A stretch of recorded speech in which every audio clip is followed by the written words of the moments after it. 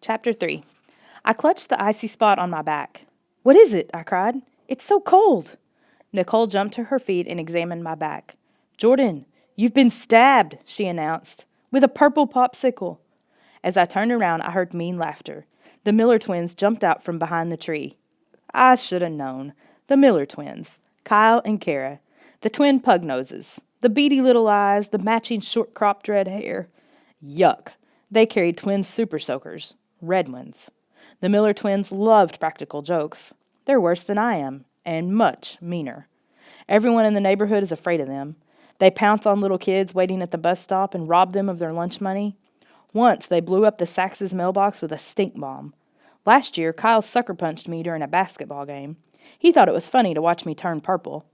The Millers like to pick on me more than anyone for some reason. Kara is just as scary as her brother Kyle. I hate to admit it, but Kara can take me out with one punch. I know that for a fact. She gave me a black eye last summer. "Oh, it's so hot, it's so hot," Kara sneered, making fun of Laura's whiny voice. Kyle flipped his super soaker from one hand to the other behind his back.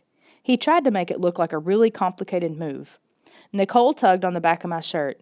"Dad's gonna kill you, Jordan," she said. "Why?" I craned my neck backward. The back of my white polo shirt was stained dark purple. "Oh, great," I muttered. "Dad said not to get messed up," Nicole reminded me, as if I needed to be reminded. "Don't worry, Jordan," Kyle said. "We'll clean it off for you." That's okay," I murmured, backing away. Whatever Kyle meant by clean it off, I knew I wouldn't like it. I was right. He and Kara raised their super soakers and squirted me, Nicole, and Lauren. "Stop it!" Lauren screamed. "You're getting us all wet." Kyle and Kara laughed their maniac laughs.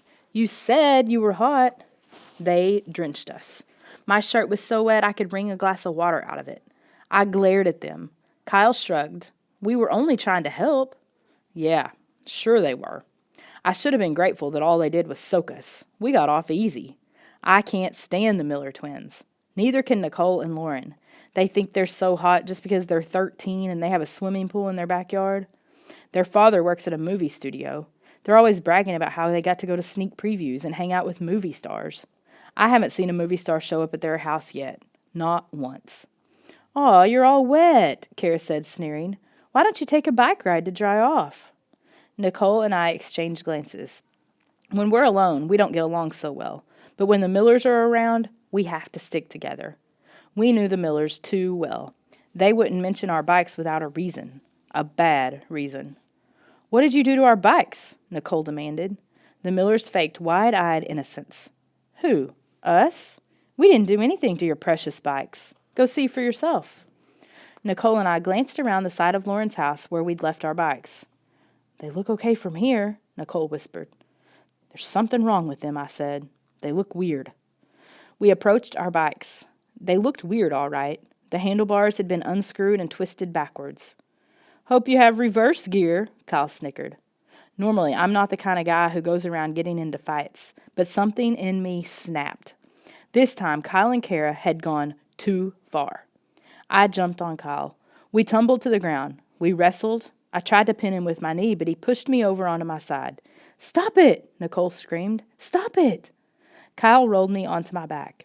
"You thought you could jump me, Jordan? You're too big a wimp." I kicked him. He pinned my shoulder to the ground with one knee. Nicole shouted hysterically, "Jordan, look out!" I glanced up. Kara stood over me, clutching a rock the size of her head. A mean grin spread across her face. "Drop it, Kara," Kyle ordered. I tried to roll out of the way, but I couldn't move. Kyle had pinned me. Kara heaved the rock. Then she let it drop right onto my head.